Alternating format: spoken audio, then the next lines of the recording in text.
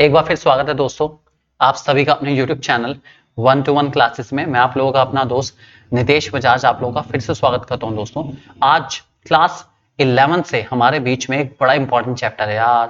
11th क्या बल्कि मुझे लगता है इस बुक के तो दीवाने ही बहुत हैं। 11th क्या, बीकॉम क्या, एमकॉम क्या, बीए क्या, एमए क्या, माइक्रो इकोनॉमिक्स से सबसे पहला चैप्टर इंट्रोडक्शन टू इकोनॉमिक्स। इसके दोस्तों 20 शानदार एमसीक्यू करने वाले हैं और आज की ये वीडियो हमारी बहुत ज्यादा यूजफुल रहने वाली है उन लोगों के लिए जो तैयारी कर रहे हैं किसकी, UP TGT commerce, UP PGT commerce, PGT economics, जितने भी एग्जाम जिसमें इकोनॉमिक्स का कॉमर्स आने वाली है दोस्तों, ये वीडियो उनके काम की होने वाली है दोस्तों। तो शुरू करते हैं आज के सवाल को। इसके अलावा सीयूटी इकोनॉमिक्स में भी दोस्तों इस चैप्टर की बहुत ज्यादा वेटेज है। शुरू करते हैं आज के इस सफर को दोस्तों।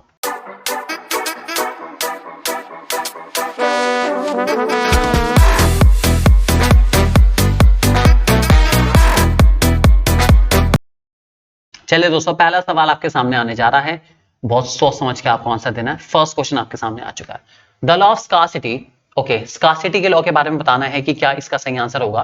पहला है does not apply to rich developed countries, apply only to less developed countries, implies that consumer want will be satisfied in a socialistic system, implies that consumer wants will never be completely satisfied. Okay, scarcity, law of scarcity क्या चीज को indicate करता है? क्या law of scarcity indicate करता है कि rich countries में अप्लाई होना है और डेवलप कंट्रीज में अप्लाई नहीं होना है, इस तरह की बातों पे अप्लाई करता है, या फिर लेस डेवलप कंट्रीज में बिल्कुल अप्लाई नहीं होता है, ठीक है? या फिर लॉ ऑफ स्कार्सिटी कहता है कि कंज्यूमर वांट जो है वो सेटिस्फाइड होगी सिर्फ सोशलिस्टिक पैटर्न में, या फिर हम कह सकते हैं कि सोशलिज्म में सेटिस्फाई होगी, ऐसा कहा गया है।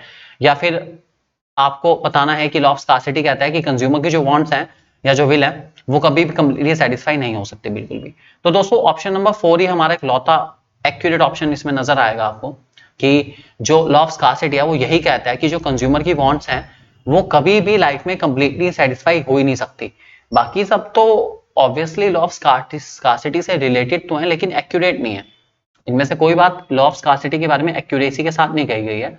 सो ऑप्शन नंबर 4 ही हमारा एक लौता एक्यूरेट ऑप्शन है, ध्यान रख के चलेंगे दोस्तों। Second question, which of these is not an assumption of PPC. देखिए इनमें से कौन सा पीपीसी का अजम्पशन नहीं है, सोचिए एक बारी, पढ़ते हैं। Resources are not fully employed, resources are equally efficient in production of all the product both A and B, there is no change in the level of technology. Okay, ये तो हमारी अजम्पशन है यार, ये तो पक्की बात है, ये तो अजम्पशन बिल्कुल है, तो बिल्कुल अजम्पशन है हमारी पीपीसी की। इसको देखते हैं एक बारी। Resources are not fully employed, जबकि resources are fully employed, fully and efficient employed लिखा जाता है, और resources are equally efficient in production of all the product, resources are not equally efficient in production of all the product. तो ये दोनों मेरे को assumption ही नजर आ रही है, इसका आंसर आना चाहिए बोथ ए एंड बी। इन दो में कुछ तो गड़बड़ है। इसमें क्या गड़बड़ है मैंने आपको बता दिया, ठीक है? आप लोग ध्यान रख के चलेंगे। यहाँ नॉट इक्वली एफिशिएंट आएगा और यहाँ पर नॉट वर्ड ही नहीं आएगा, जिसमें आना चाहिए उसमें है नहीं और जिसमें नहीं आना चाहिए उसमें है। नेक्स्ट क्वेश्चन को चलते हैं। क्वेश्चन नंबर 3 आ गया दोस्तों आपके सामने। In which situation can PPC be a straight line. Okay, जब एमआरटी डिक्रीज होता है, एमआरटी इंक्रीज होता है, एमआरटी कांस्टेंट रहता है, या नॉन ऑफ दीज है। तो दोस्तों बताना चाहूंगा आप लोगों को, याद भी करके चलेंगे। जब जब आपका एमआरटी डिक्रीज होता है, कर्व की शेप आती है कॉन्वेक्स, ठीक है? कॉन्वेक्स मतलब कुछ कुछ ऐसा, चांद का टुकड़ा, ठीक है? जब जब एमआरटी इंक्रीज होता है, कर्व की शेप आती है concave, one of your favourite concave shape, कुछ ऐसी शेप आती है, ठीक है? और जब जब एमआरटी कांस्टेंट होता है तो पीपीसी हमारा बनता है स्ट्रेट लाइन, बिल्कुल सीधी लाइन आती है, स्ट्रेट लाइन, ठीक है? ऐसा कहा जाता है, ध्यान रख के चलेंगे, इस बात को भूलना बिल्कुल नहीं है, काफी इंपॉर्टेंट क्वेश्चन है वाला, ठीक है? स्ट्रेट लाइन तब होगा, मैंने आपको बता दिया, जब एमआरटी क्या होगा, कांस्टेंट होगा। तो आप लोग ध्यान रख के चलेंगे। इसके अलावा कॉनकेव कॉन्वेक्स वाला पूछा जा सकता है, इससे रिलेटेड क्वेश्चन आने के चांसेस काफी ज्यादा रहते हैं, ध्यान रख के चलना आप लोग। Question number 4, which of these economic problem deals with the technique of production. Technique of production से कौन डील करता है दोस्तों, आपको बताना है।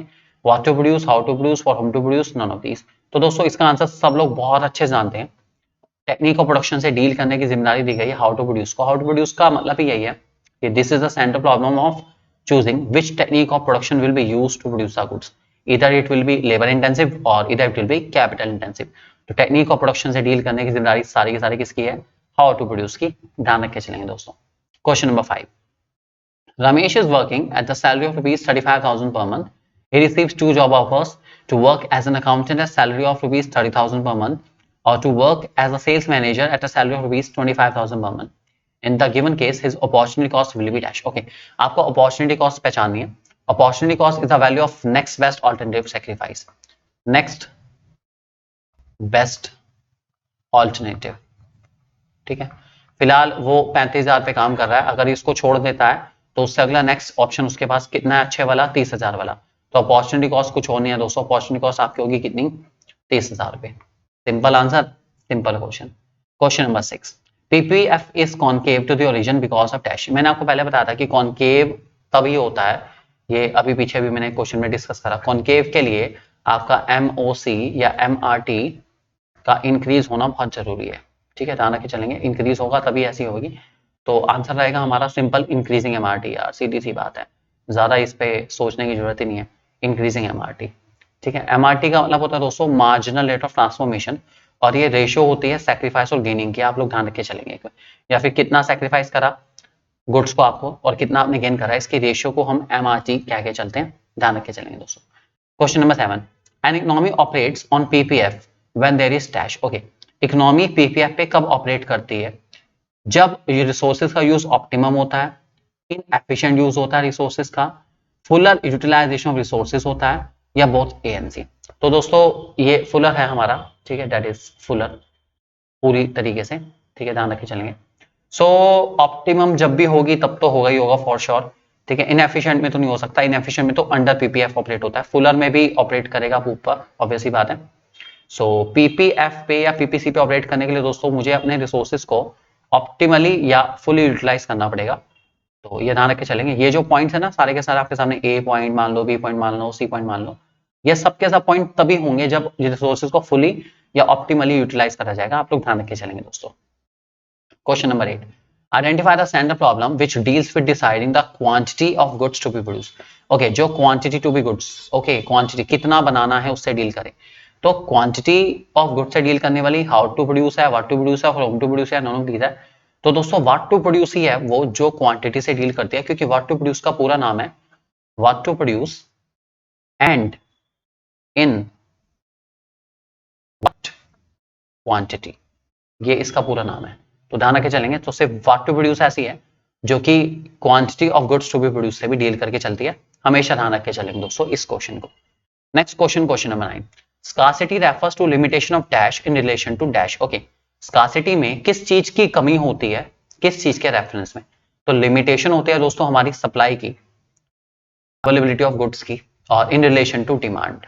सिंपल भाषा में डिमांड ज्यादा होती है, स्कार्सिटी होती तभी है जब हमारी रिसोर्सेज की डिमांड बहुत ज्यादा हो और सप्लाई बहुत कम है. तो लिमिटेशन है सप्लाई की इन रिलेशन टू डिमांड. ध्यान रखे चलेंगे. तो आंसर आएगा सप्लाई डिमांड. सप्लाई डिमांड ढूंढते हैं, demand sale, demand supply, supply demand. ये रहा भाई, ऑप्शन नंबर 3 हमारा करेक्ट है. ठीक है, तो अगर तैयारी अच्छी हो ना तो फिल इन द ब्लैंक हम खुद ही फिल कर लेते हैं, बाद में देख लेते हैं कि हाँ भाई क्या ऑप्शन एक्यूरेट है. Simple question, simple answer. Question number 10. The word economics is mostly closely connected with dash. Okay, सबसे ज्यादा इकोनॉमिक्स वर्ड किस चीज के साथ कंसर्न है या कनेक्टेड है? किसके साथ है? फ्री के साथ, स्कार्सिटी के साथ, अनलिमिटेड के साथ, रेस्ट्रिक्टेड के साथ? सोचिए दोस्तों और आंसर दीजिए. इकोनॉमिक्स वर्ड किसके साथ सबसे ज्यादा कनेक्टेड है?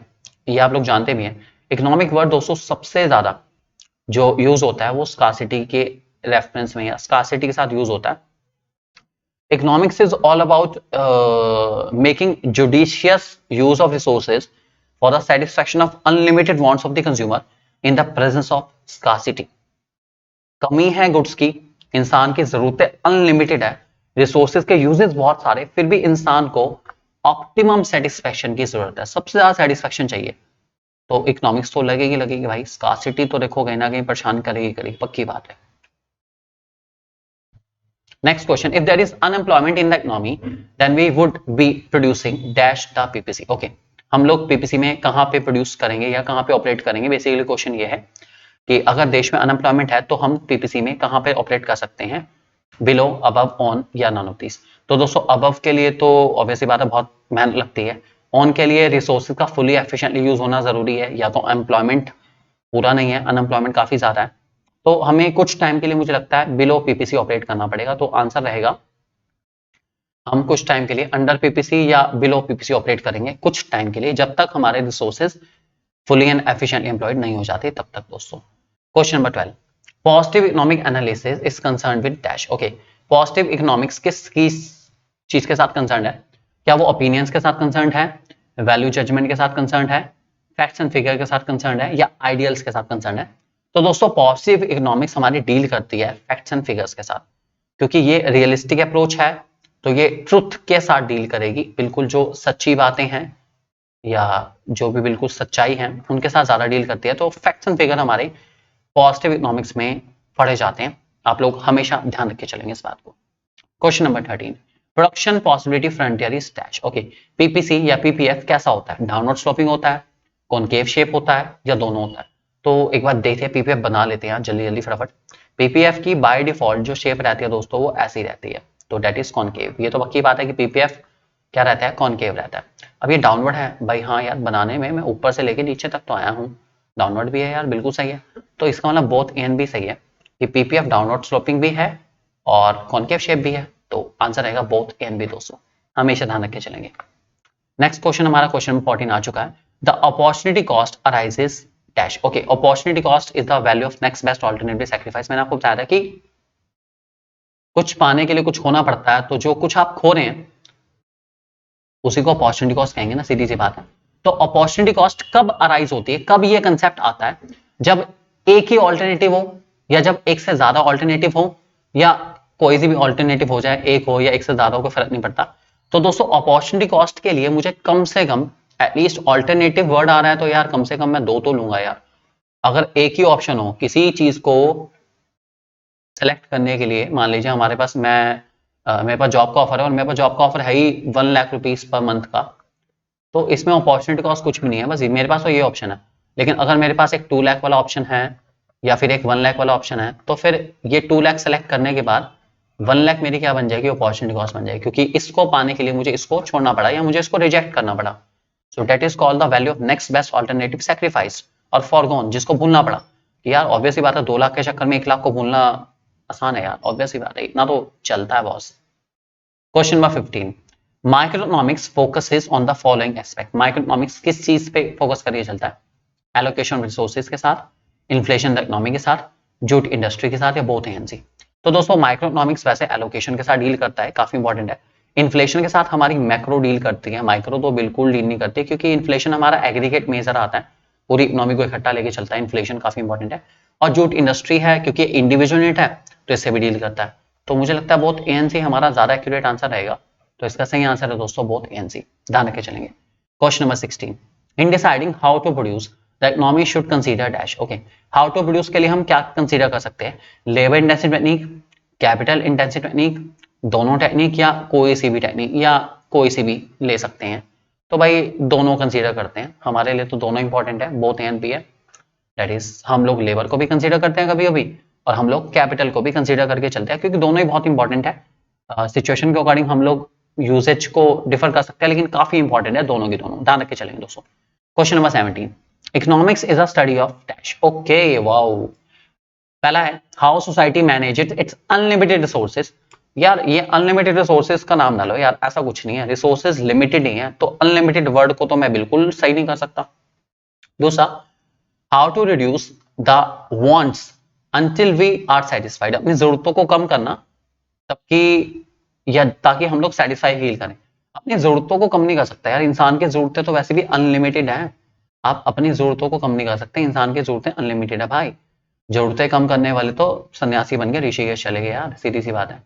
और how society manages its scarce resources, ये थोड़ा थोड़ा ठीक लगा कि सोसाइटी कैसे अपने रिसोर्सेज को मैनेज करती है, ये थोड़ा ठीक लगा। और how to fully satisfy our limited wants, limited नहीं है मुन्ना, अनलिमिटेड है, वांट्स अनलिमिटेड होती हैं।